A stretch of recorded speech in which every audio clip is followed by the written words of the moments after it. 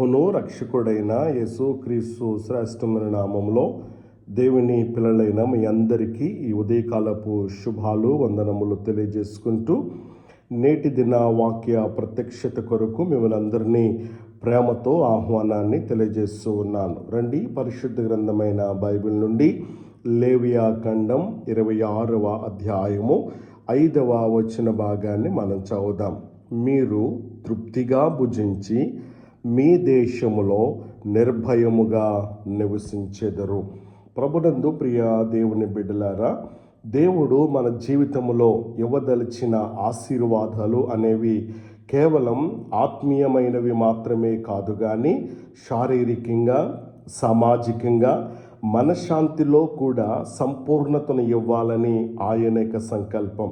ఇక్కడ చదువుకునేటువంటి వాక్యములో 3 గొప్ప వాగ్దానాలు మనకు కనబడుతూ ఉన్నాయి. ఒకటి, తృప్తినిస్తాను, సమృద్ధినిస్తాను, నిర్భయాన్ని కలుగజేస్తాను అంటూ ఉన్నాడు. ప్రియ దేవుని బిడ్డలారా, ఆలోచన చేయండి. మీరు తృప్తిగా భుజించెదరు అంటే కేవలం ఆహారం మాత్రమే కాదు, జీవితంలో తృప్తి అనేది దేవుడిస్తాడు. చాలామంది వద్ద ఎక్కువ ఉన్నప్పటికీ కూడా తృప్తి అనేది ఉండదు, కానీ దేవుడు ఇచ్చినటువంటి దానిలో ఆనందించేటువంటి వారికి నిజమైనటువంటి తృప్తి ఉంటుంది. కాబట్టి దేవుని యొక్క ఆశీర్వాదం ఉన్న చోట కొరత అనేది ఉండదు. అందుకని 23వ సంకీర్తన 1వ శరణములో మనం చదువుతాం, యెహోవా నా కాపరి, నాకు కొదువ ఉండదు అంటూ ఉన్నాడు. కనుక దేవుని చిత్తములో నడిచినప్పుడు మనకు అవసరమైనది సరిపడగా లభిస్తుంది అనే సత్యాన్ని మనం గుర్తించాలి. ఈ వాక్యం పంటల కాలం వరకు అన్నం నిల్వ ఉండేటువంటి స్థితిని చూపిస్తూ ఉంటా ఉంది. అంటే దేవుడు కేవలం రోజు కోసం కాదు, భవిష్యత్తు కోసం కూడా సిద్ధం చేస్తున్నాడు అనేటువంటి విషయాన్ని మనం గుర్తించాలి. ఆయన యొక్క ఆశీర్వాదం అనేది ఓవర్ఫ్లో అవుతూ ఉంటుంది, నిండి పొర్లుతూ ఉంటుంది.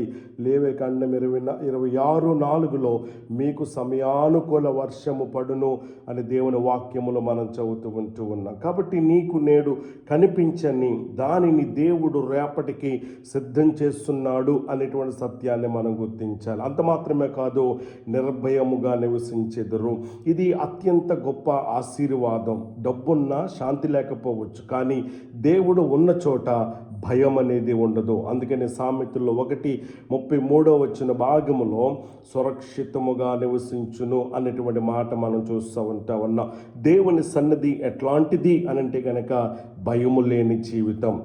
శత్రువులు ఉన్న పరిస్థితులు మారినా దేవుని కాపుదల అనేది స్థిరంగా ఉంటుంది అనేటువంటి విషయాన్ని మనం గుర్తించాలి. అలాగైతే ఈ వాగ్దానం ఎవరి కోసం?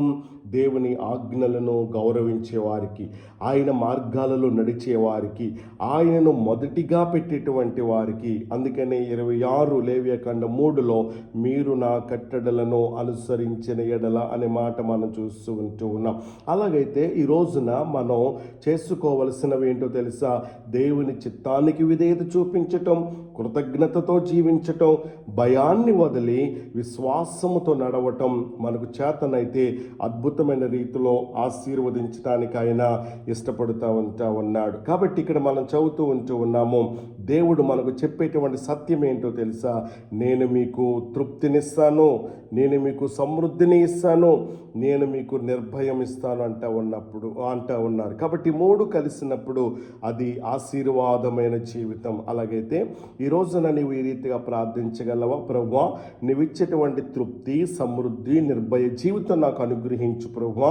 నేను నీ చిత్తములో నడుచుకొని నీ ఆశీర్వాదాలు అనుభవించినట్లుగా చేయమని చెప్పేసి గనుక నీవు ప్రార్థించగలిగినట్లయితే నీ జీవితంలో నీకు కావలసిన తృప్తిని, సమృద్ధిని, నిర్భయాన్ని దేవుడు ఇవ్వటానికి ఇష్టపడుతూ ఉన్నాడు.